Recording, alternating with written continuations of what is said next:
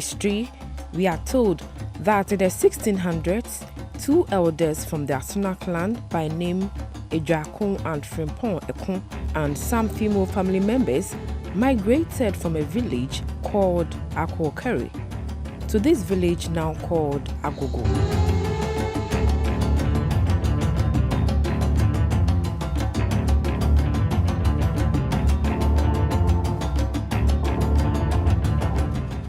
Akookere is in the Bekwai area of the Ashanti region, and since there were no vehicles back in the day, these elders, locally known as Nananom, walked all the way from Akookere to Agogo.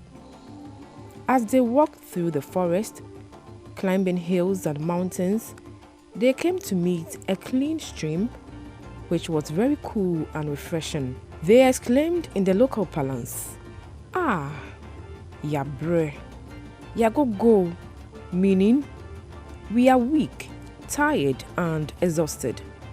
This is because they had run out of water and food for a while. They then quenched their thirst with a refreshing water, Agogoa. Due to the conducive nature of this place, they made it their abode and named the place Agogoa. Nananom, who first migrated from Akookere, were the Asuna people. In fact, they traveled a very long way from Akookere to arrive at this place around 1600. And since you know that water is life, after traveling that long distance, and you also realize that this town is surrounded by, hills or mountains, they were tired. So when they came to find this stream, according to history, it was a very small stream, but then it was surrounded by trees, and then it was very cold and it could quench your thirst. The name later got corrupted to Agogo. 50 years later, another group of people from the Aduana clan joined the original settlers, the Asuna clan. In the course of their stay, they intermarried, and that increased their population. They came with only 2 men, but the women were many. These people who came at first were Asuna clan, from the Asuna clan. So it took about 50 years for the Aduana clan to also arrive here. But then when they came, they had a lot of men, and then they took these women who had arrived earlier as wives. So one could also say that this town has grown to this level. It is because of our love, understanding, and hard work.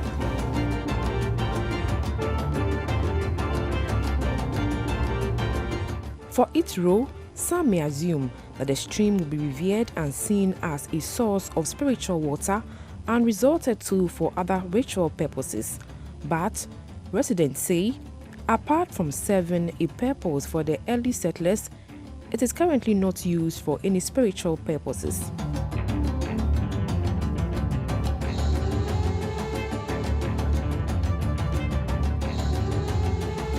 Apart from the Agogoa stream, there is another stream, Kore, which serves as the spiritual backbone of the town. Again, from history, the stream is said to overflow its banks across the main road whenever there was an external enemy attack back in the day. We are told, so that is part of the history of this town, that in the olden days, you know that there were wars. So anytime there was war between or trouble between any town and then Agogo, what they did was that the caretaker of the shrine or the Okomfo or the fetish priest will perform the rituals that are necessary to conduct. There's a lake up there, and then the lake will flow like a river, very swift, and then nobody can walk across or no car can pass through. And then it will cut Agogo out of the reach of the enemies. This is the Akweja strain, the main spiritual backbone of the entire Agogo town. We have consulted the forestry people. They will be growing trees, around the banks. And then there are other, things that we will have to do. Okay. And then we have crocodiles at the palace. Yeah, we want to bring the crocodiles here. They will be accommodated at this place. Because, they bring forth to young ones, and then people come for them, and then we give to them. So it looks like we don't have any more big place to accommodate them. And therefore, we are going to prepare this place, and then we'll bring them here.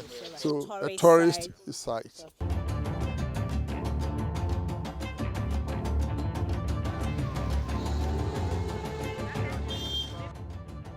Agogo is a full-grown state with a population of about 90,000. The community has several towns and villages under it. That's why we have a mahine, because for any chief to attain that position, you need to have a lot of towns, under your main, town that you oversee.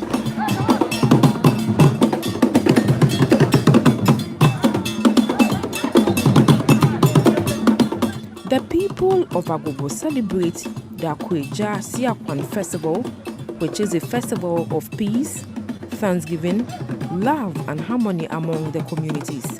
Until recently, another festival which is called Plantain Festival, celebrated in October, is being introduced. The Plantain Festival was introduced by the Omahene of the Agogo traditional area, Nana Kwame Ekuoko Sapon, who has reigned as a paramount chief for 43 years.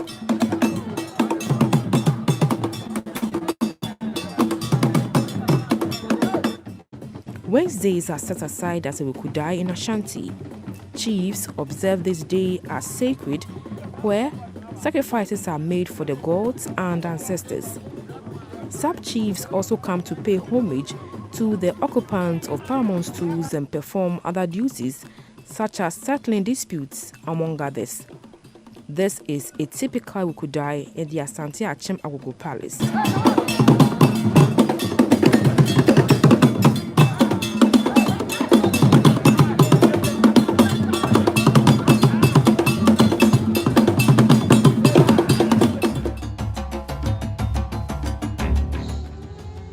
This is the aerial view of the town Agogo, with a well-planned layout road in the heart of the town.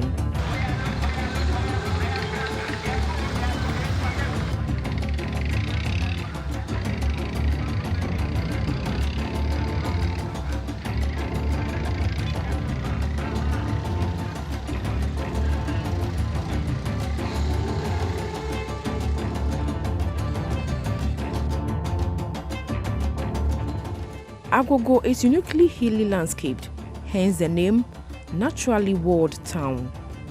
It happens to be in the same mountain range as Ebri, although the town is in a valley.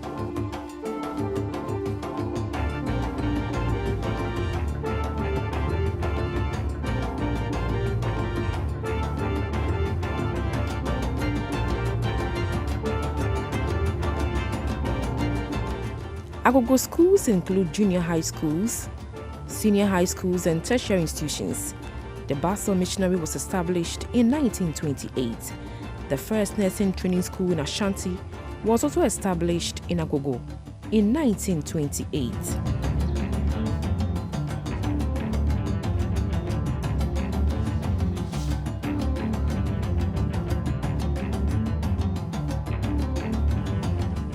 Agogo is said to be the first planned town in Ghana and was so since 1911. The land is fertile, so farming is a major occupation in the area.